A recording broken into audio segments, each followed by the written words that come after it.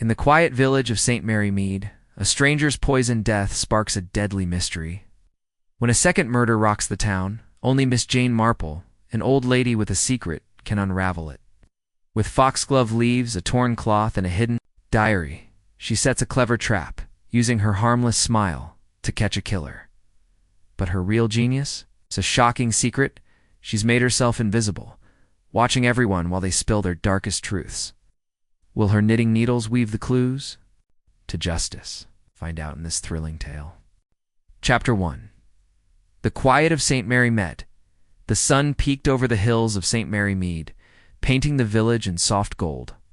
It was a quiet morning, the kind where birds chirped and nothing seemed wrong. Miss Jane Marple sat by her window, her knitting needles clicking like a steady clock. Her cozy cottage smelled of lavender and tea, with roses blooming outside. She was an old lady with white hair, a gentle smile, and eyes that missed nothing. People thought she was just a sweet, nosy spinster, but Jane Marple saw more than most. She watched the village wake up. Mrs. Price, the baker's wife, swept her shop steps. Young Tommy, the paper boy, tossed newspapers with a whistle.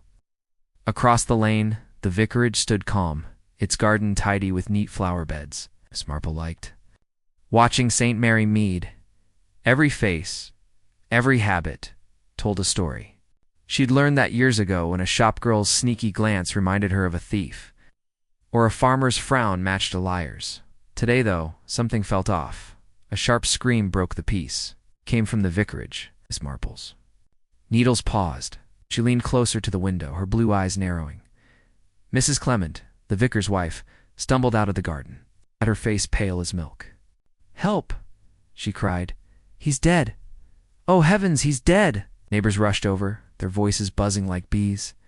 Miss Marple set her knitting down and stood, slow but steady. Trouble had come to St. Mary Mead.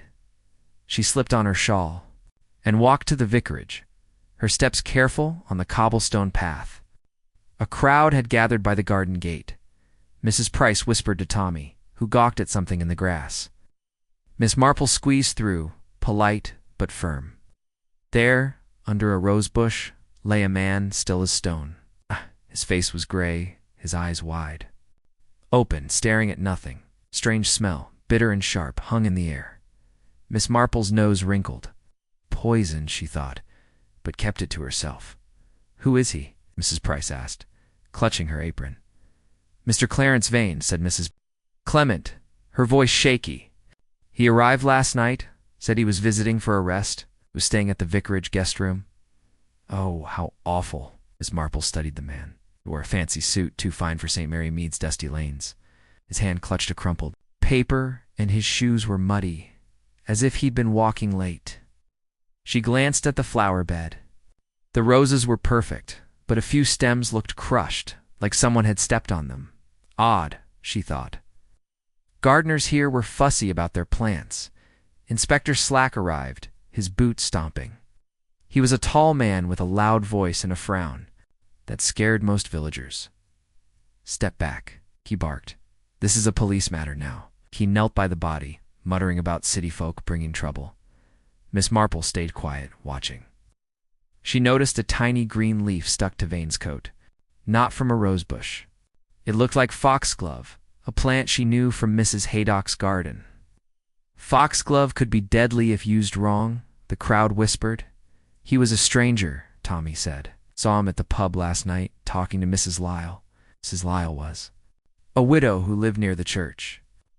She had a sharp tongue and a habit of arguing.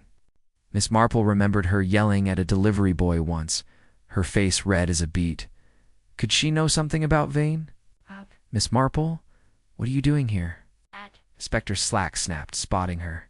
"This isn't a tea party. I'm just an old lady, Inspector," she said, her voice soft. "I heard the commotion and came to see if I could help poor Mrs. Clement."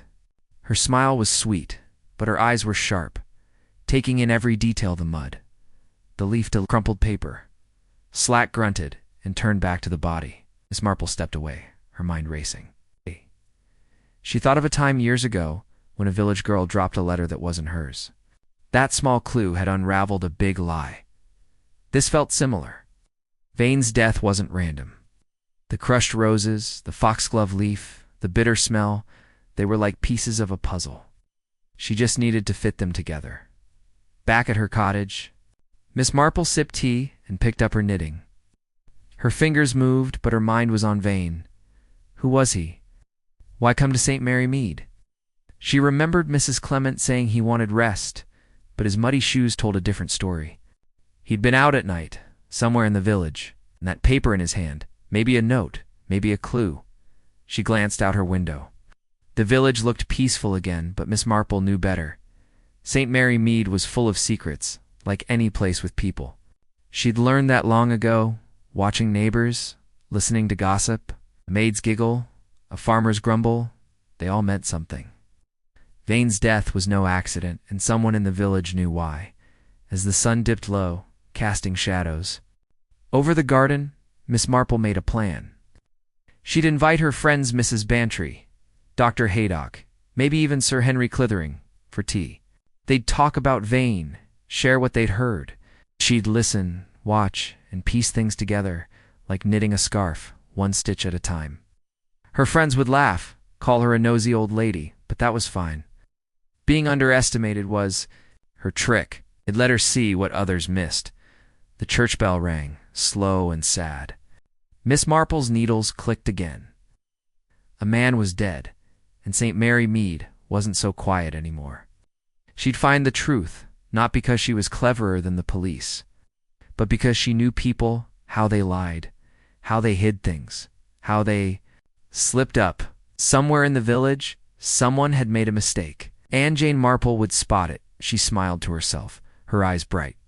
The mystery had begun, and she was ready. Chapter 2. The Tuesday night club revived.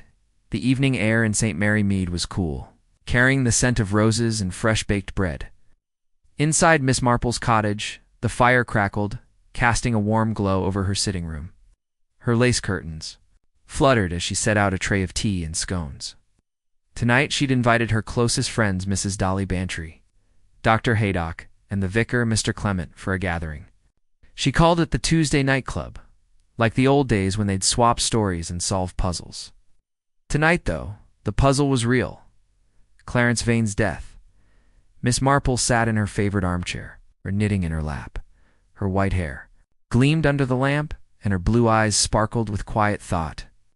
She looked like any old lady fussing over tea, but her mind was sharp as a tack. She'd been thinking about Vane all day, the foxglove leaf on his coat, the crushed roses, the bitter smell of poison. It reminded her of something, but what? Mrs. Bantry arrived first, her cheeks pinked from the walk. "Jane, you old dear, what's this about a club?" she asked, plopping onto the sofa. "Is it because of that awful business at the vicarage?" "Perhaps," Miss Marple said, smiling. "I thought we might talk like we used to." "A little. Chat can clear things up." Dr. Haydock came next, his doctor's bag thumping on the floor. "Poison, I'd wager," he said, rubbing his chin. "That smell by Vane's, body nasty stuff. Probably foxglove or belladonna. Check what—" "The coroner, tomorrow." Miss Marple nodded, her needles clicking. Foxglove again. She remembered Mrs. Haydock's garden, full of those tall, purple flowers. Could someone have taken some? She didn't say it aloud. Not yet, Mr. Clement. Arrived last, looking tired. "Poor Mary's still shaken," he said, meaning his wife. "Vane seemed a decent fellow, but I hardly knew him. He said he wanted peace, yet he was out late. Wandering." "Wandering where?" Miss Marple asked, her voice gentle. Mr. Clement shrugged. "The pub, maybe?" "Tommy saw him there, talking to Mrs. Lyle." Mrs. Bantry leaned forward, her eyes wide. "That widow? She's always stirring trouble. Shh. Remember when she scolded the butcher for short-changing her? I bet she knows something." Miss Marple poured tea, her hands steady. "People do talk," she said. "It's like that time with Miss Weatherby's letter. Remember? It was delivered to the wrong house, and oh, what a fuss it caused."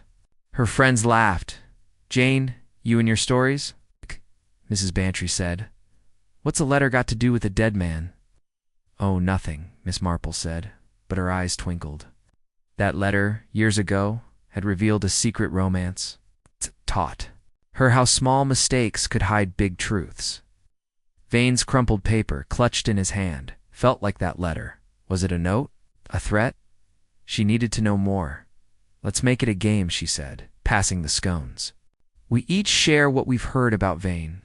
Maybe we'll spot something the police missed. Dr. Haydock went first. I heard Vane was rich, from London, had a big house, no family. Odd he'd come here for a rest. St. Mary Mead's quiet, but not that quiet. Mrs. Bantry nodded. Clara, his niece, lives nearby. She's young, bit of a dreamer. I saw her at the shop, buying ribbons, but she looked nervous. Said Vane was strict, always watching her. Miss Marple's needles. Paused. A strict uncle, a nervous niece. It reminded her of old Mr. Finch, who scared his maid so much she stole his silver. Fear made people do strange things. Was Clara afraid of Vane? Mr. Clement sipped his tea. Vane asked me about the church records yesterday, wanted to know about old families here. I thought it was just curiosity, but he seemed sneaky. Miss Marple repeated softly. She thought of the muddy shoes, the late-night wandering. Vane wasn't here for rest. He was looking for something, or someone. My turn, she said, her voice light. Not from Z's coat, not from Z's. The vicarage roses. It looked like foxglove from Mrs. Haydock's garden. And those crushed stems, someone stepped through that flower bed, maybe in a hurry. Dr. Haydock raised an eyebrow. Jane, you're sharper than you look. Foxglove's dangerous. A few leaves brewed right could kill a man, Mrs. Bantry gasped. You think someone poisoned him on purpose in St. Mary Mead? People are people, Miss Marple said. They do bad things everywhere, even in a village. I once knew a boy who stole apples because he was hungry. He wasn't bad, just desperate. Maybe Vane's killer was desperate too. Her friend stared. Jane, you make it sound so simple, Mr. Clement said, but how do you know all this? She smiled, folding her knitting. I watch. I listen. People don't notice an old lady, but I notice them. Like that letter business it wasn't the letter that mattered, but what it showed about people's hearts. Mrs. Bantry clapped her hands. This is better than a detective novel. What's next, Jane? Are you going to solve this? I'm just thinking aloud, Miss Marple said. I'd like to know more about Mrs. Lyle, Clara, and that groundskeeper, Tom. They all knew Vane, and that paper in his hand, it's a clue, I'm sure. Dr. Haydock chuckled. You're a sly one, Jane. Inspector Slack won't like you meddling. Let him grumble, she said. I'm only an old lady with too much time. As her friends left, laughing and chatting, Miss Marple sat by the fire. Her mind spun like her knitting needles. Vane's death was no accident. The foxglove, the paper, the crushed roses, they were like threads in a scarf, waiting to be woven together. She thought of Mrs. Lyle's sharp tongue, Clara's nervous eyes, Tom's quiet ways. One of them knew something. Outside, St. Mary Mead slept under the stars. But Miss Marple's eyes were wide open, seeing patterns no one else could. Chapter 3. Shadows of Suspicion. The morning sun spilled over St. Mary Mead, but the village buzzed with whispers about Clarence Vane's death. Miss Jane Marple sat in her garden, pruning roses, her hands busy but her mind busier. Her cottage was quiet, save for the chirp of sparrows and the snip of her shears. She wore a faded dress and a wide hat, looking every bit the harmless old lady. But her blue eyes scanned the lane, catching every passing glance, every hurried step. People were nervous, and nervous people made mistakes. Yesterday's tea with her friends had stirred things up. The foxglove leaf, the crushed roses, the crumpled paper in Vane's hand, they were clues, like stitches in a scarf. Miss Marple thought of her Tuesday night club stories, how a maid's blush or a farmer's lie could unravel a crime. Vane's death felt the same. Someone in St. Mary Mead knew why he died, and she meant to find out who. She heard boots on the path and looked up. Inspector Slack strode toward the vicarage, his face red. Miss Marple, he called, spotting her. Poking around? Leave this to the police.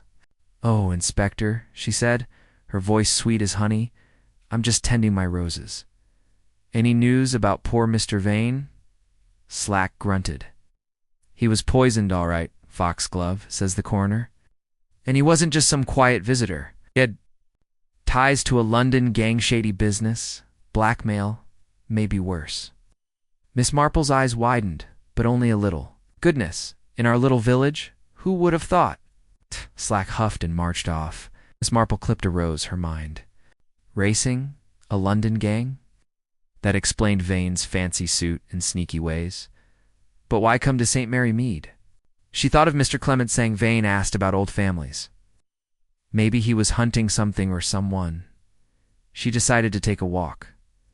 The village shop was a good place to listen. People talked there, and talk was her best tool. Audra brabbed, her shawl and basket, locking her cottage door. The lane was busy with villagers, Mrs. Price sweeping her steps, Tommy tossing papers. Miss Marple nodded to them, her smile soft but her ears sharp. At the shop, the bell jingled as she stepped. Inside, Mrs. Bates, the shopkeeper, was chatting with Clara Vane, the dead man's niece. Clara was young, with nervous eyes and a fidgety way of twisting her scarf. Miss Marple pretended to browse the shelves, picking up a tin of biscuits. Clara, dear, Mrs. Bates said. You must be so upset about your uncle. Clara's face paled. He wasn't really my uncle, just a guardian. He was strict, always watching me, saying I'd inherit his money if I behaved. Miss Marple's ears perked up, strict like old Mr. Finch with his maid. She moved closer, her voice gentle. Poor child, that must have been hard. Did he visit often? Clara jumped, then relaxed, seeing Miss Marple's kind face. No, Miss Marple. He came out of nowhere, said he needed a break. God. But he was out. Late meeting people. People, Miss Marple asked, picking up a jar of jam. Like Mrs. Lyle, perhaps? Clara's scarf twisted tighter. Maybe. I saw them at the pub, arguing. And Tom, the groundskeeper, was there too, looking angry. Miss Marple nodded, her mind storing every word. Clara, Mrs. Lyle, Tom, 3 threads in her puzzle. She paid for her biscuits and left, her steps slow, but her thoughts fast. Clara's nerves reminded her of a village girl who'd lied about a stolen brooch. Fear made Clara twitchy. Was she hiding something? Next, she passed the church, where Tom was raking leaves. He was a quiet man, broad-shouldered, with a scar on his cheek. Miss Marple smiled. Fine day, Tom. Such a shame about Mr. Vane. Tom's. Rake paused. Didn't know him well, he muttered. He asked me odd questions about the vicarage, who comes and goes. Nosy type, did he now? Miss Marple said. Like that time Mr. Green asked about everyone's gardens then. Turned out he was selling tools behind our backs. Tom's eyes flicked to her, then away. Suppose so, he said, raking faster. Miss Marple walked on, her basket swinging. Tom's quick look was like a boy caught stealing apples. He knew more than he said. Mrs. Latomy had seen her. With Vane too? It's time to visit her. Mrs. Lyle's cottage was neat, with lace curtains and a sharp keep-out sign. Miss Marple knocked, holding a rose as a gift. Mrs. Lyle answered, her face sour. What is it, Miss Marple? Just a neighborly visit, Miss Marple said, offering the rose. Such a shock about Mr. Vane. I hear you knew him. Mrs. Lyle's mouth tightened, barely. He came to the pub, asking questions about land, old families. Rude man. I told him to mind his own business. Dear, Miss Marple said, her voice soft. Like when Mrs. Finch argued with the postman over a package. All that fuss, and it was just a mistake. Mrs. Lyle sniffed. No mistake here. Vane was trouble. She shut the door. Miss Marple walked home, her mind buzzing. Clara nervous. And watched. Tom, quiet and cagey. Mrs. Lyle, sharp and defensive. They all knew Vane, and none liked him. She thought of a St. Mary Mead gossip years ago, when a butcher's lie about meat prices hid a bigger scam. Vane's questions about families. His gang ties, it felt like a scam, or worse, blackmail. At her cottage, she sat by the fire knitting. The foxglove leaf, the crumpled paper, the crushed roses, they pointed to someone desperate. Clara, Tom, Mrs. Lyle, or someone else. She'd keep watching, listening, letting people think she was just a nosy old lady. That was her trick. Nobody suspected her sharp eyes. The village clock chimed. Miss Marple's needles clicked. Shadows of suspicion were growing, and she'd follow them to the truth. Chapter 4. The garden cloth, morning mist, hung low over St. Mary Mead, wrapping the village in a soft gray blanket. Miss Jane Marple stood at her garden gate, her shawl snug round her shoulders. Her cottage roses nodded in the breeze, but her sharp blue eyes were fixed on the vicarage across the lane. Clarence Vane's body was gone, taken by the police, but the garden where he died held secrets. She knew it, just as she knew a dropped stitch in her knitting could unravel a whole scarf today. She'd look closer. She crossed the lane, her steps slow but sure. The vicarage garden was quiet, its flower beds neat, except for the spot where Vane had fallen. Yellow tape fluttered, warning folks to stay out, but Miss Marple wasn't one for rules when truth was at stake. She glanced around. No inspector. Slack, no nosy neighbors. Good. She ducked under the tape, her heart steady as her knitting needles. The rose bush where Vane died stood tall, its red blooms bright against the green.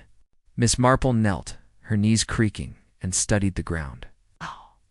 The soil was soft, with crushed stems where someone had stepped. She remembered Chapter 1's bitter smell poison, Dr. Haydock had said. Likely foxglove. She scanned the flower bed. No foxglove here, just roses and daisies. But that leaf on Vane's coat, green and pointed, wasn't from these plants. It came from somewhere else. She stood, brushing dirt from her skirt, and looked around. The vicarage garden backed onto a path leading to Mrs. Haydock's place. Mrs. Haydock loved her flowers, especially foxglove, tall and purple with bell-shaped blooms. Miss Marple's mind flicked to a village memory. Old Mr. Potts, the gardener, once scolded a boy for picking foxglove, warning it could kill. Could someone have picked it on purpose? She walked the path, her basket swinging. Mrs. Haydock's garden was a riot of color, with foxgloves swaying in the breeze. Miss Marple paused, eyeing the plants. One stem looked snapped, its leaves scattered on the ground. She picked one up, comparing it to her memory of Vane's coat. A match. Her lips pursed. Someone had been here, and not for gardening. Back at the vicarage, she studied the crushed rose stems again. The footprints were faint, but she saw a heel mark, small and narrow. A woman's shoe? Clara's nervous hands flashed in her mind. Then Mrs. Lyle's sharp voice from Chapter 3. Both could fit, but so could half the village women. She needed more. She noticed something else. A tiny scrap of cloth caught on a rose thorn, dark blue, and frayed. It wasn't Vane's fancy suit or Clara's bright scarf. Miss Marple tucked it into her basket, her mind turning. It reminded her of a village spat years ago, when a torn apron caught on a fence led her to a thief. Small things, she knew, could mean big trouble. A voice broke her thoughts. Miss Marple, what are you doing? Mrs. Clement stood at the vicarage door, her face pale. Just looking, dear, Miss Marple said, her smile soft. I thought a rose might cheer you up after all this sadness, Mrs. Clement sighed. It's awful. The police say Vane was poisoned, but they don't know who did it. I found something odd, though, in his room. Miss Marple's eyes lit up, but she kept her voice calm. Oh, what's that? A notebook? Mrs. Clement said. Not his diary, but a little one, with names and numbers. I gave it to Inspector. Slack, but he didn't seem interested. Names? Miss Marple asked, tilting her head. Local ones, Lyle, Vane, even Tom, the groundskeeper. I didn't read much. It felt wrong. You did right, Miss Marple said, patting her arm. But her mind raced. A notebook with names, like the crumpled paper in Vane's hand. Was it a list of debts? Blackmail. Do you remember Chapter 2? How? Vane asked about old families. He was digging, and someone didn't like it. As Mrs. Clement went inside, Miss Marple lingered. The garden cloth, the foxglove, the crushed stems. The cloth pointed to someone sneaky. She thought of Clara's nervous fidgeting, Tom's cagey eyes, Mrs. Lyle's quick temper.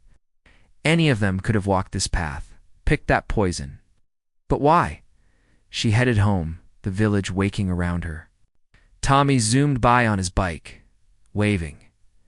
Mrs. Price swept her shop steps, gossiping with a neighbor. Miss Marple smiled, but her thoughts were on the garden. It was like a story she'd told her Tuesday night club about a gardener who hid stolen coins in his flower beds. The police missed it, but she saw the dirt on his boots. Clues were everywhere if you looked. At her cottage, she sat by the fire, pulling out the blue cloth. It was rough, like work clothes. Tom wore a blue jacket, she recalled, but so did others. She set it aside and picked up her knitting, her needles clicking like a clock. The foxglove came from Mrs. Haydock's garden, but anyone could have taken it. The crushed roses meant someone ran, maybe scared. The cloth was a hint, but not enough. She thought of Inspector Slack's words. Veins, London gang ties, blackmail, he'd said. That fit with the notebook, the names. Vane was no innocent visitor. He came to St. Mary Mead with a plan, and it got him killed. Miss Marple's needles paused. She remembered a village girl years ago who lied about a stolen ring because she was scared. Fear made people act, and Vane's killer was afraid of what? The church bell rang, steady and slow. Miss Marple looked out her window, the village calm but full of shadows. Clara, Tom, Mrs. Lyle, they all had secrets. The garden had told her something, but not everything. She'd keep watching, listening, letting people think she was just a fussy old lady. That was her strength. Nobody saw her coming. Her needles clicked again. The truth was close, hiding in plain sight like a leaf in a flower bed. She'd find it, one stitch at a time. Chapter 5. A casual remark. The afternoon sun warmed St. Mary Mead, casting long shadows across the village green. Miss Jane Marple sat at a wicker table outside Mrs. Price's tea shop, knitting in her lap and a cup of tea steaming beside her. The air smelled of scones and fresh grass, and villagers chatted nearby, their voices a soft hum. Miss Marple's white hair peeked from under her hat, and her blue eyes seemed to drift, but they missed nothing. She'd learned long ago that tea shops were gold mines for gossip. Gossip was where secrets hid. Since her visit to the vicarage garden yesterday, her mind hadn't stopped. The foxglove leaf, the crushed roses, the scrap of blue cloth, they were pieces of a puzzle, like threads in her knitting. Clarence Vane's death was no accident, and the notebook Mrs. Clement mentioned, with names like Lyle and Tom, pointed to trouble. Miss Marple sipped her tea, thinking of Chapter 3's suspects, nervous Clara, cagey Tom, sharp-tongued Mrs. Lyle. One of them knew why Vane died. Today she'd listen and learn. The tea shop was busy. Mrs. Price bustled about, serving cakes, while Clara Vane sat at a corner table, twisting her scarf. Miss Marple watched her, remembering her shaky voice in the shop. Clara looked up as Mrs. Bantry joined her, her loud laugh cutting through the chatter. "Clara, dear, you look pale as a ghost," Mrs. Bantry said, plopping down, still upset. "About your uncle?" Miss Marple's needles clicked, but her ears were on Clara. She looked like a village girl Miss Marple once knew, who'd fidgeted the same way when caught fibbing about a broken vase. Fear made hands twitch, and Clara's were busy. "He wasn't my uncle, just my guardian," Clara said, her voice low. "He was always locking things up, his papers, his diary. Said it was for my own good, but I never saw inside." Miss Marple's needles paused. A locked diary. That was new. It reminded her of Miss Weatherby, a St. Mary Mead spinster who hid love letters in a locked box. When it was opened, it spilled secrets that shocked the village. Could Vane's diary hold the key to his death? She leaned closer, pretending to adjust her shawl. "Clara, dear," she called, her voice soft as butter. "Did you say a diary? How curious. My old friend Miss Weatherby had one, full of little notes. It caused quite a stir when it was found." Clara jumped, then smiled weakly. "Miss Marple, it's nothing like that. Uncle Clarence was just private. He kept it in his room, locked tight. I saw him writing in it at the vicarage the night he died." Mrs. Bantry's eyes widened. "A diary. Maybe it's got clues. Have you told Inspector Slack?" Clara shook her head. "He wouldn't listen to me. Besides, I don't know where it is now. Maybe the police took it. Miss Marple nodded, her smile kind. Police are so busy, aren't they? Like when our postman lost a parcel and no one thought to check his bag. She went back to her knitting, but her mind was racing. A locked diary, written in the night Vane died. It wasn't the notebook Mrs. Clement found, it was something else, something private. Like Miss Weatherby's letters, it might hold a truth someone wanted hidden. Mrs. Price came over, wiping her hands on her apron. Terrible about Mr. Vane, isn't it? I heard he was mixed up with bad folks in London. Maybe one of them followed him here. Bad folks? Miss Marple asked, her voice innocent. Goodness, in St. Mary Mead? Mrs. Price nodded. Mommy? Heard it at the pub. Said Vane was arguing with Mrs. Lyle and Tom was there, looking mad. Clara, you were there too, weren't you? Clara's scarf twisted tighter. I just went to fetch Uncle Clarence. He was talking about money, debts. I didn't listen much. Up. Miss Marple's eyes flickered. Money debts. Words that fit Inspector Slack's talk of blackmail. She thought of a village baker years ago who cheated customers and got caught when a boy overheard him boasting. Casual remarks like Clara's were gold. Clara knew more than she said, and her fear was plain. Mrs. Bantry patted Clara's hand. Don't you worry, dear. Miss Marple's got a nose for these things. She sorted out. Oh, I'm just an old lady, Miss Marple said, laughing. Only listen to what people say. Like that time Mrs. Finch's made spilled tea and told a story that wasn't true. It's the little things that matter. Clara looked away, her cheeks pink. Miss Marple sipped her tea, watching. Clara's twitchy hands, Mrs. Lyle's argument, Tom's anger, they were threads, weaving together. The diary was a new thread. One she'd tug gently. If it was at the vicarage, she'd ask Mrs. Clement to look. If the police had it, Inspector Slack might miss its meaning. She wouldn't. As the tea shop emptied, Miss Marple packed her knitting. The village green was quiet now, with Tommy's bike leaning against a tree and Mrs. Price sweeping crumbs.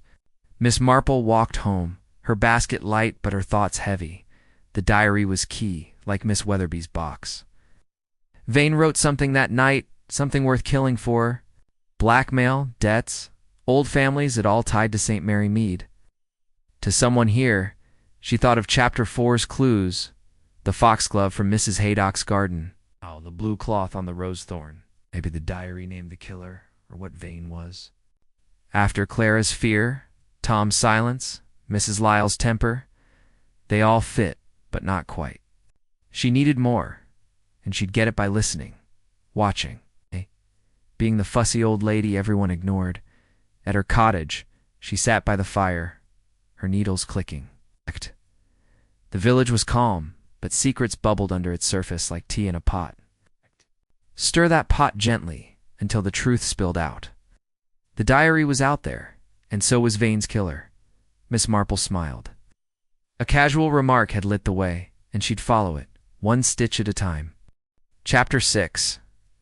Sir Henry's visit. The evening sky over St. Mary Mead turned pink, and lamps glowed in cottage windows.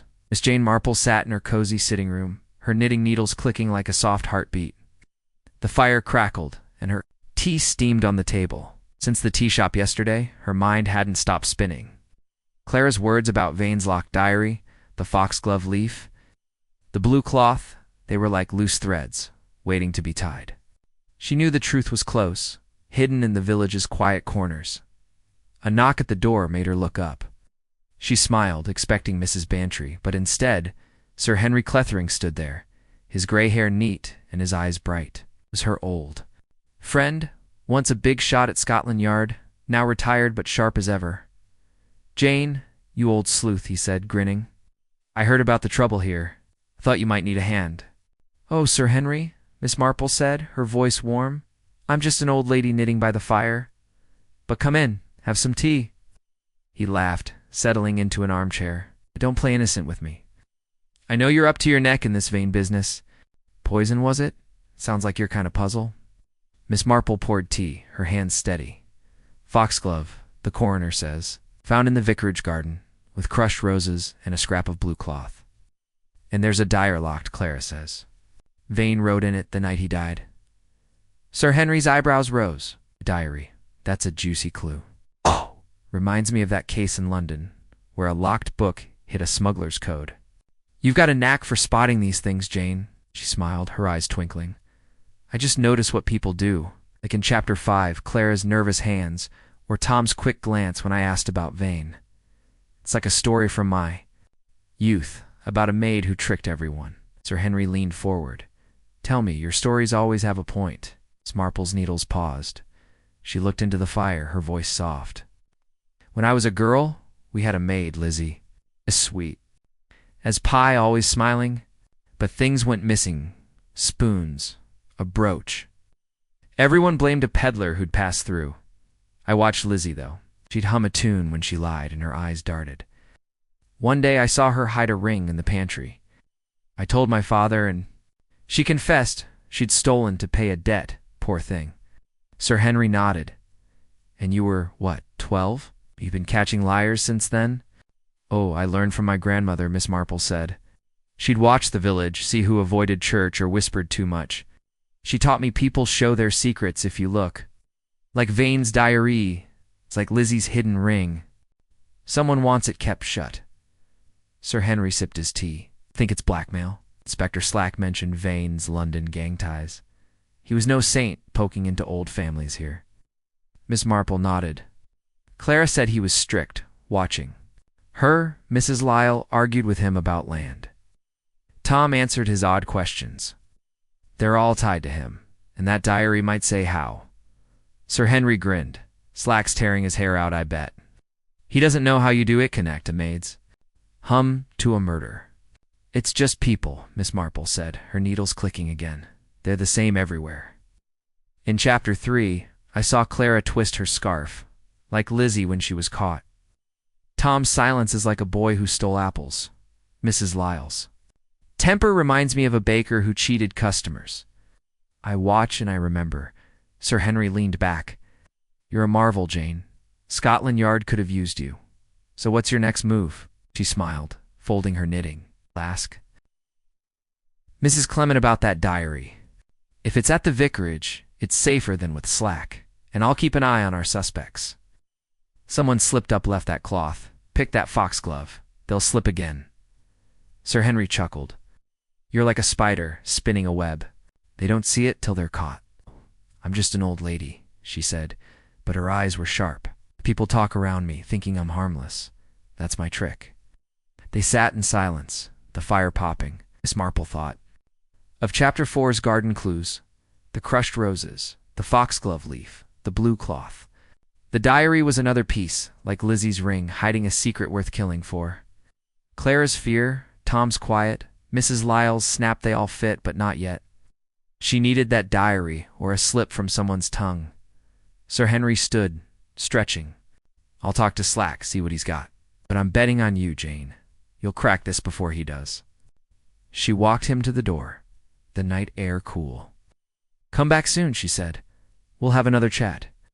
As he left, St. Mary Mead was dark, its cottages snug under the stars. Miss Marple locked her door and sat by the fire, her needles. Moving again, Sir Henry's visit had lit a spark. Her story about Lizzie wasn't just a tale, it was her secret. She'd learned young to watch, to see what others missed. Vane's diary was out there, maybe with names, debts, or worse. The killer knew it, and they were scared. She thought of Clara, twisting her scarf. Tom, raking leaves too fast. Mrs. Lyle slamming her door. One of them had stepped through that garden, picked that poison. The diary would tell her more, or there.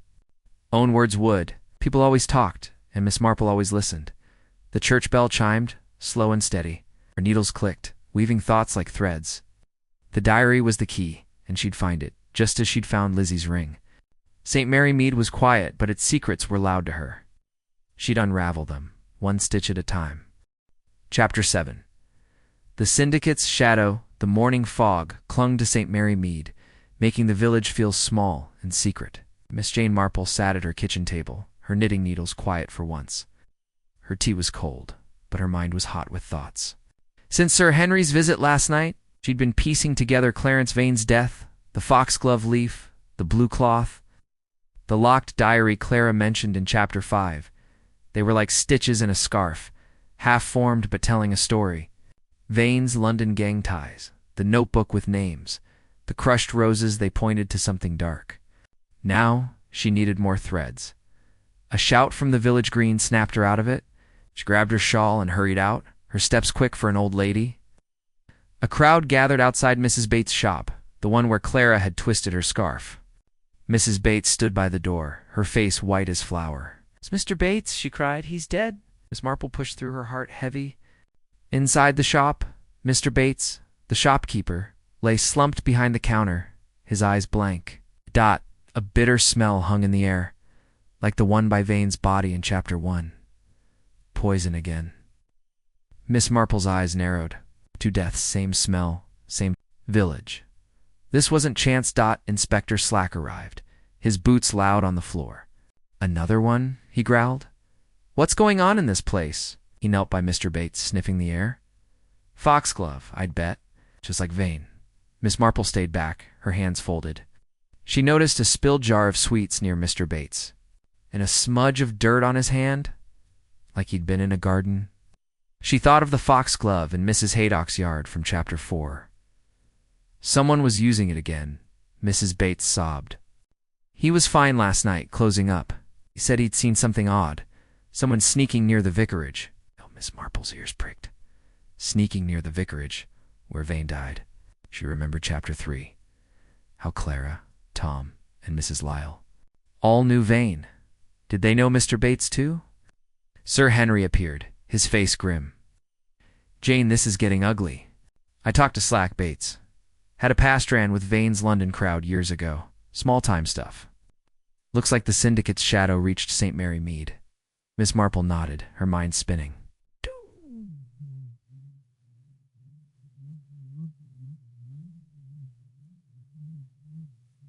Both poisoned.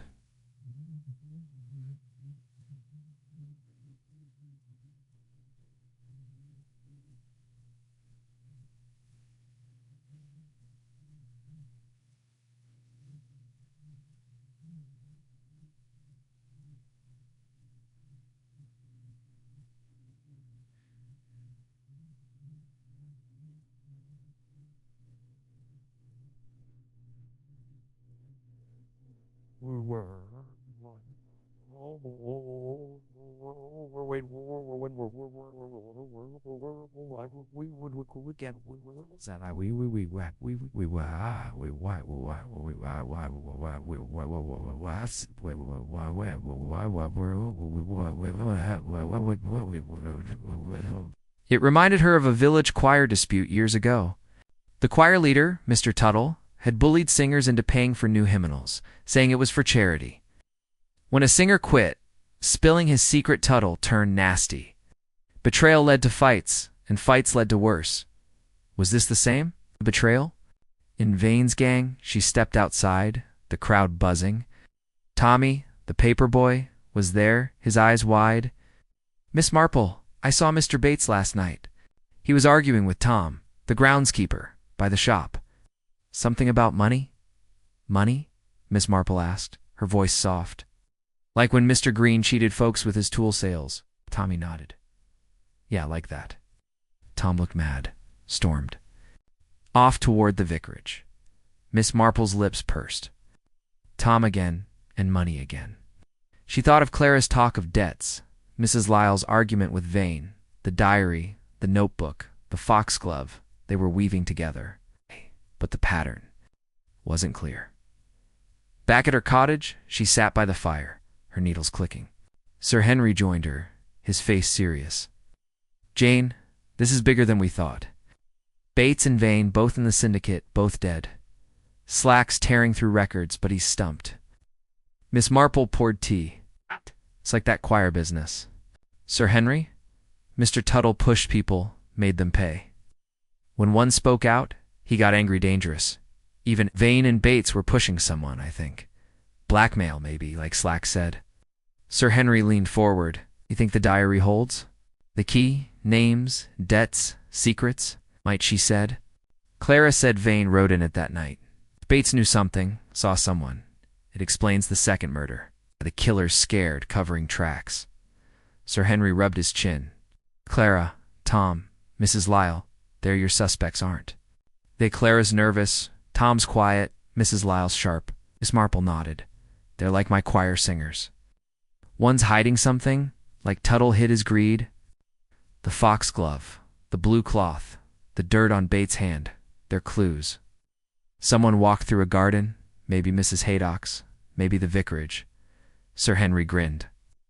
You're building a web, Jane. Slack's got no chance against you. Oh, I'm just an old lady, she said, her eyes twinkling. But people talk, and I listen. Like in Chapter 6, when I told you about Lizzie the maid, her lies showed in her eyes. Her killer's showing, too. Sir Henry stood. I'll check with Slack about that diary. If it's at the vicarage, we'll get it. Keep spinning your web, Jane. As he left, Miss Marple sat back, her needles moving. The syndicate's shadow was long, but St. Mary Mead's secrets were deeper. Vane and Bates, poisoned, betrayed. The choir dispute taught her how greed turned friends to foes. Someone Clara, Tom, Mrs. Lyle was desperate, killing to keep a secret. The diary would tell, or their own slip would. She thought of the clues. Foxglove from Chapter 4, the blue cloth, now dirt on Bates' hand. They pointed to a garden, a hurry, a mistake. Her mind flicked to the choir, how Tuttle's bully ways came out in a dropped note. The killer's note was out there, the diary, or a word, a look. The village was quiet, the fog lifting. As Miss Marple's needles clicked, steady as a clock.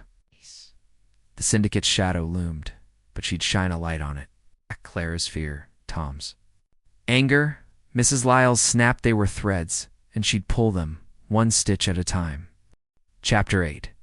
The diary's secret, the morning sun, broke through the fog in St. Mary Mead, lighting up the village like a picture postcard. Miss Jane Marple stood at her cottage door, her shawl tight against the chilly air. Her knitting lay inside, but her mind was busy, stitching together clues from Clarence Vane's death and now Mr. Bates' murder. The foxglove leaf, the blue cloth, the dirt on Bates' hand. In Clara's talk of a locked diary in Chapter 5, they were like threads in a scarf, almost a pattern. Today she'd tug a big thread. Vane's diary. Sir Henry Clithering arrived. His coat buttoned high. Jane, I've got news, he said, his eyes bright. Slack found a diary at the vicarage, locked tight, just like Clara said. He's got it at the station, but he's stumped. Says it's gibberish. Miss Marple's lips curved. Gibberish to him, maybe. Let's have a look, Sir Henry. They walked to the police station, a small brick building by the village green. Miss Marple's steps were slow, but her mind raced. The diary was key, like the hidden ring in her story about Lizzie the maid from Chapter 6. She remembered a village girl, years ago, who hid a coded note in a book to trick her sweetheart. Small secrets hid big ones, and Vane's diary was no different. Inside, Spectre Slack was grumpy, his desk a mess of papers. Miss Marple, you again? He growled. This isn't a knitting circle. Oh, Inspector, she said, her voice sweet. I'm just here with Sir Henry. May we see that diary? An old lady's curiosity, you know? Slack huffed, but handed over a small leather book. It's locked tiny but sturdy. It's nonsense, letters and numbers, waste of time. Sir Henry took it, and they sat in a corner. Miss Marple's sharp eyes scanned the lock. It's like Miss Weatherby's box, she murmured. She hid her key in a teapot. People hide things in plain sight. Sir Henry grinned. You think there's a key? She nodded. Check Vane's things. He was sneaky, like Chapter 7's choir leader, Tuttle, hiding coins in his hymnals. Slack, overhearing, rolled his eyes but fetched Vane's suitcase from the vicarage. Inside, under a folded shirt, was a tiny key, taped tight. Miss Marple's smile grew. There we are. Sir Henry unlocked the diary, its pages filled with tight handwriting names, dates, numbers. Miss Marple read softly, Clara V, £500, debt, T, read, 200, land deal, M. Lyle, 1,000, secret. Her heart skipped. Clara, Tom, Mrs. Lyle, in Vane's web. Blackmail, just as she'd guessed. It's a ledger, sir, Henry said. Vane was squeezing them. Clara owed money. Tom had a land deal. Mrs. Lyle had a secret. No wonder someone killed him. Miss Marple nodded, her mind flicking to Chapter 3's suspects. Clara's nervous scarf twisting Tom's cagey looks. Mrs. Lyle's sharp temper, they fit. It's like Tuttle's choir, she said. He bullied singers for money, and one turned on him. Vane pushed too hard, and someone pushed back with poison. Sir Henry frowned. But Bates? Why him? He saw something, Miss Marple said. Mrs. Bates said he spotted someone near the vicarage. Chapter 7. Maybe he knew about the diary or saw the killer. The diary's code was tricky letters, mixed with numbers like a puzzle.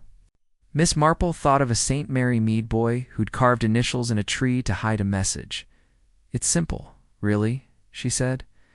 The letters are initials CV for Clara Vane, TR for Tom Reed, ML for Mrs. Lyle. The numbers are what they owed or what Vane demanded. Sir Henry whistled. You cracked it, Jane. But who's the killer? All three had reason. She folded her hands. It's like my Lizzie story. She stole because she was desperate. Our killer's desperate took Clara to escape Vane's grip, Tom to save his land, Mrs. Lyle to hide her secret. The foxglove, the blue cloth, they point to someone who moved fast, scared. Sir Henry leaned back. We need that diary to catch them. Slackle, bumble it, but you won't. Oh, I'm just an old lady, Miss Marple said, her eyes twinkling. But I'd like to talk to Clara again. Maybe Tom. People slip when they talk. They left the station, the diary safe, with Sir Henry. Miss Marple walked home, the village quiet but heavy with secrets. The green sparkled, Tommy's bike leaning by a tree, Mrs. Price sweeping her shop. Miss Marple nodded to them, her mind on the diary.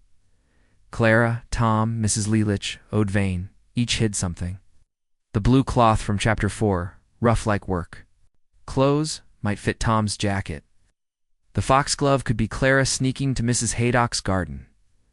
Mrs. Lyle's secret, what was it? At her cottage, she sat by the fire, her needles clicking. The diary was like Tuttle's hymnals, full of greed. Vane blackmailed. Bates knew too much, and now both were dead. She thought of Chapter 2's Tuesday night club, how her friends laughed at her village stories. But those stories Lizzie's ring. Tuttle's coins taught her how people broke under pressure. She needed one more clue, one slip. Clara's fear, Tom's silence. Mrs. Lyle snapped. They were close to cracking. The diary named them, but the killer had acted twice. Miss Marple's needles moved, steady as her thoughts. She'd set a trap, like she did for Lizzie, letting the guilty show themselves. The church bell rang. Slow and clear. St. Mary Mead looked peaceful, but its shadows hid a killer. Miss Marple smiled. The diary's secret was out, and the truth was next, one stitch at a time. Chapter 9. The trap is set. The afternoon sun hung low over St. Mary Mead, painting the village in soft gold. Miss Jane Marple sat in her cottage, her knitting needles clicking like a quiet clock. The fire glowed and her tea steamed, but her mind was far from cozy. Since finding Vane's diary yesterday with its list of debts, Clara, Tom, Mrs. Lyle, she knew the killer was close. The foxglove leaf, the blue cloth, the dirt on Mr. Bates' hand from Chapter 7, they were threads in. A scarf, almost complete. Now she'd weave a trap to catch the guilty one. She thought of Chapter 8's diary, naming Clara's debt, Tom's land deal, Mrs. Lyle's secret. Vane's blackmail had pushed someone to poison him, then Bates, who'd seen too much. Miss Marple's blue eyes sparkled. People slipped when they felt safe, like a village thief she'd caught years ago by spreading a rumor about a lost watch. The thief panicked, checked his hiding spot, and got caught. She'd do the same now, a trick to make the killer move. Called Sir Henry Clithering, who arrived with his usual grin. Jane, you look like you're plotting, he said, settling by the fire. What's the plan? Miss Marple poured tea, her voice soft.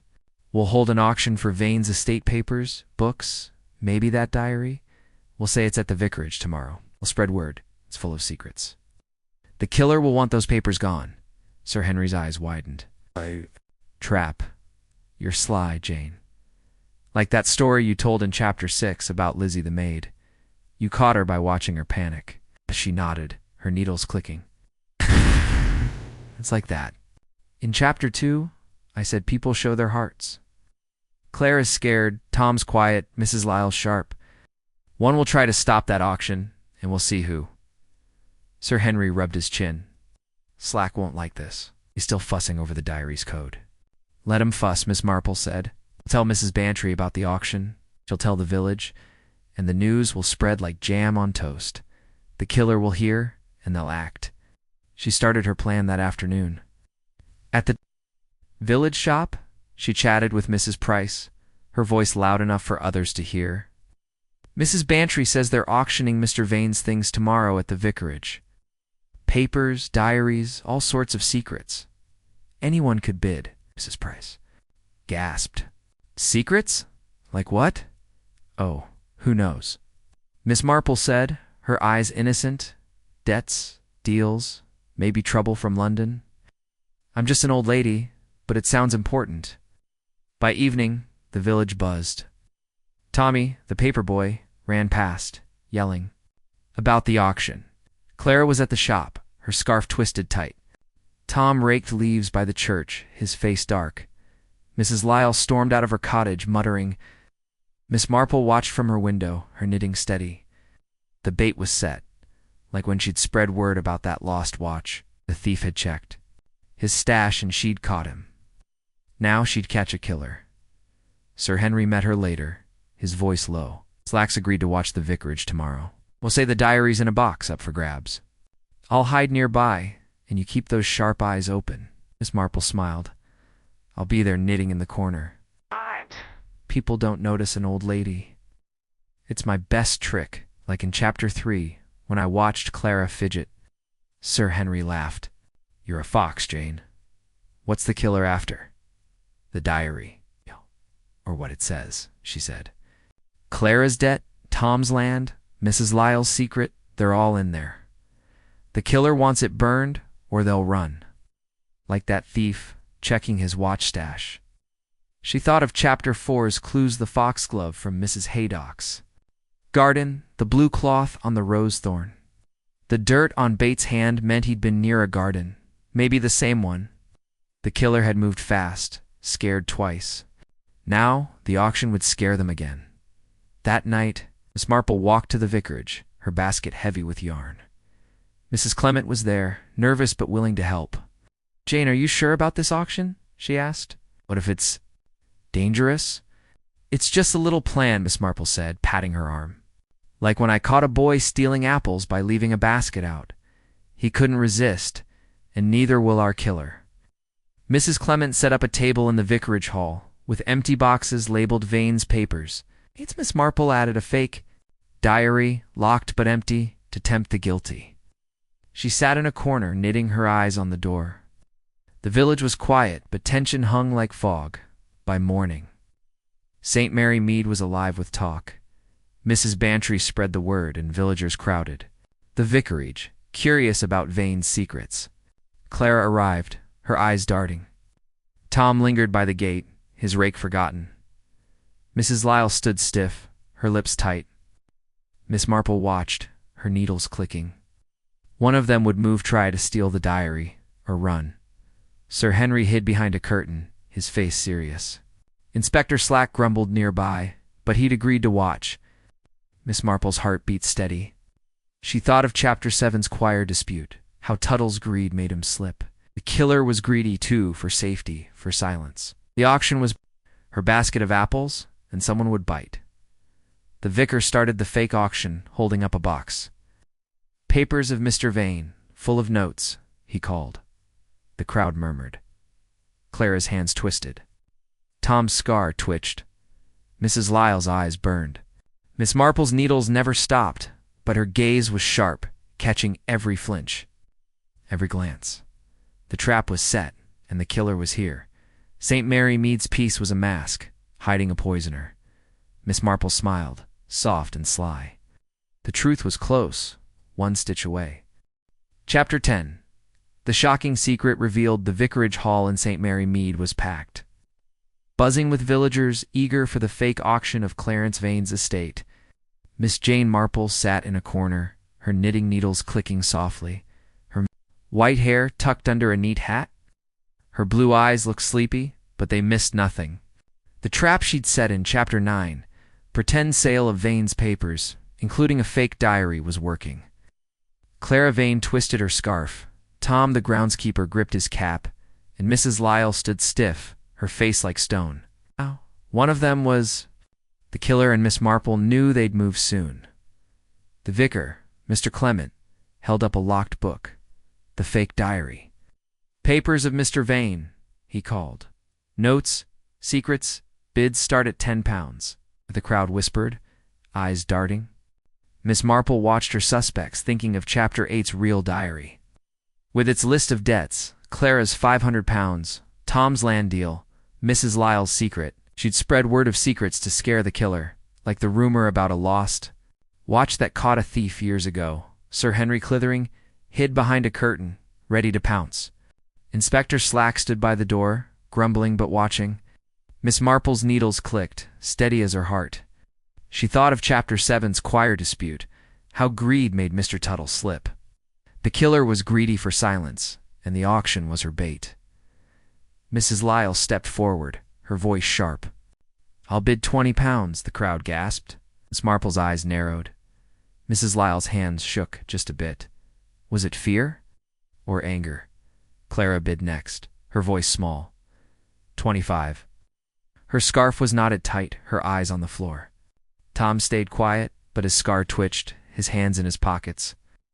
Miss Marple remembered Chapter 4's clues, the foxglove leaf, the blue cloth on the rose thorn, the dirt on Bates' hand. Someone had moved fast, scared, through a garden. The bids climbed, the air thick with tension. Then, a crash. Mrs. Lyle bumped the table, grabbing the fake diary. "It's mine," she hissed, her face red. She bolted for the door, but Sir Henry jumped out, blocking her. Slack grabbed her arm, and the book fell, its lock unbroken. Mrs. Lyle. "What?" Miss Marple said, standing, her voice calm but firm. "Why so eager? It's just an empty book." The crowd hushed. Mrs. Lyle's eyes blazed. "You meddling old woman, you know nothing." "Oh, I know a bit," Miss Marple said, her smile soft. "Like in Chapter 6 when I told Sir Henry about Lizzie the maid, caught by her own panic. You panicked, didn't you? Ain blackmailed you, and you poisoned him with foxglove from Mrs. Haydock's garden." Mrs. Lyle froze, her breath quick. Miss Marple stepped closer, her needles still. "I stilled the diary named you £1,000 for a secret. You argued with Vane at the pub, Chapter 3. You knew foxglove, like old Mr. Potts taught you. That blue cloth on the rose thorn, it's from your work apron, torn when you ran through the vicarage garden." Sir Henry nodded. "We checked your cottage, Mrs. Lyle. Found foxglove leaves, a torn apron. You killed Bates too, didn't you? He saw you that night." Mrs. Lyle's face crumpled. "Vane was a snake," she spat. "He knew my past stolen money years ago. He wanted everything. I had Bates overheard us. Threatened to talk. Had no choice." Miss Marple sighed. "You chose poison twice. Like Tuttle's greed in the choir, yours made you cruel." Slack handcuffed Mrs. Lyle, who sagged, her fight gone. The crowd murmured, stunned. Clara cried softly, and Tom looked relieved. Miss Marple sat back, her knitting in her lap. Later. At her cottage, Sir Henry sipped tea, his eyes wide. "Jane, you're a wonder. How do you do it?" Spotting that cloth, knowing it was her, Miss Marple smiled, her needles clicking again. "It's no trick, Sir Henry. I watch people like... My grandmother taught me, but there's something more a secret I've kept." He leaned forward. "The shocking secret? Tell me." She looked into the fire, her voice soft. "I'm not just a fussy old lady. I made myself this Wake Wyatt nosy, harmless. It's a mask, Sir Henry. People talk around me, ignore me, show their hearts. I learned it young, watching my grandmother catch liars with a smile. I honed it like knitting a scarf to hide my sharp eyes. That's my genius. I'm invisible, but I see everything." Sir Henry stared, then laughed. "You're a master." "Jane, Scotland Yard's got nothing on you. That's why you caught Mrs. Lyle. She never suspected you. Miss Marple nodded. She saw an old lady, not a threat, like Clara, Tom, everyone. The foxglove, the cloth, the diary, they told the story, but my mask let me hear it. Sir Henry raised his cup. To your secret, Jane. I'll keep it safe. She smiled, her eyes twinkling. The village was quiet again, its secrets laid bare. Mrs. Lyle would face justice, and St. Mary Mead would sleep easy. Miss Marple's needles clicked, weaving a new scarf, a new story. Her shocking secret wasn't magic, just a lifetime of watching. Hidden behind a harmless smile, the church bell rang, soft and clear. Miss Marple looked out her window, the village peaceful under the stars. She'd caught the killer, not with guns or shouts, but with quiet eyes and a clever mask. The truth was hers, one stitch at a time. Chapter 11. A satisfying end. The morning sun rose over St. Mary Mead, washing the village in a gentle glow. Miss Jane Marple sat in her garden, her knitting needles clicking like a soft lullaby. Her cottage roses bloomed bright, and the air smelled of fresh grass and hope. After yesterday's drama at the vicarage, where Mrs. Lyle was caught as the killer of Clarence Vane and Mr. Bates, the village felt calm again, like a scarf finished with neat stitches. Miss Marple's blue eyes sparkled, her work done, but her mind still turned over the case. She thought of Chapter 10. How Mrs. Lyle grabbed the fake diary, her panic showing her guilt. The foxglove leaf, the blue cloth, the real diary's list of debts they'd pointed to her. Miss Marple's trap, a fake auction, had worked, just like the rumor about a lost watch that caught a thief years ago. Her secret, shared with Sir Henry, was her mask and old lady's fussy ways, built to hide her sharp mind. It let her see what others missed, that had saved St. Mary Mead. Mrs. Bantry bustled up the path, her cheeks pink with excitement. "Jane, you marvel," she said, plopping onto a garden bench. "The whole village is talking about you catching Mrs. Lyle. How did you know?"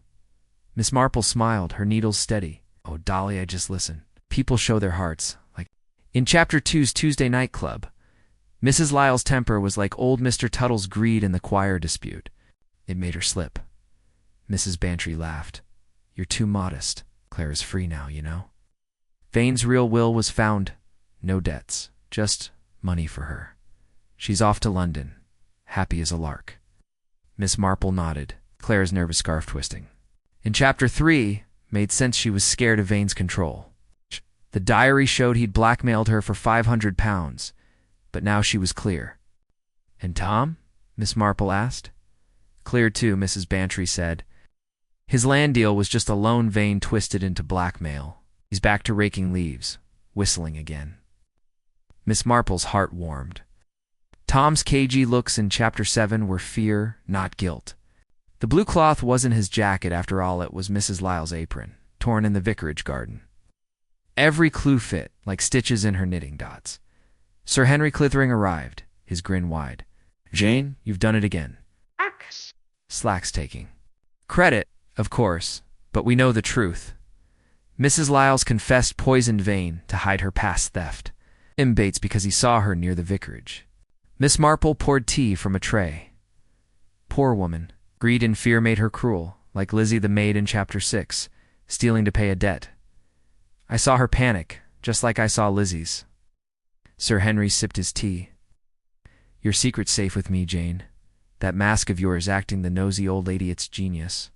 You fooled everyone, even me." She laughed, soft as a breeze. "It's just knitting, Sir Henry. Each stitch, each look, each word builds a pattern. I watch, and the pattern shows the truth." Mrs. Bantry clapped her hands. "You should write a book, Jane. Call it The Shocking Secret." Miss Marple shook her head. "Oh, I'm no writer. I'll stick to my garden and my yarn, but I'll keep watching St. Mary Mead. People always have stories." The village green was busy. Now, Tommy rode his bike, waving. Mrs. Price swept her shop steps, smiling. The vicarage stood peaceful, its garden healing from crushed roses. Miss Marple thought of Chapter 4's clues to foxglove from Mrs. Haydock's garden, the dirt on Bates. Hand, they'd led her to Mrs. Lyle, whose secret theft Vane had used to squeeze her.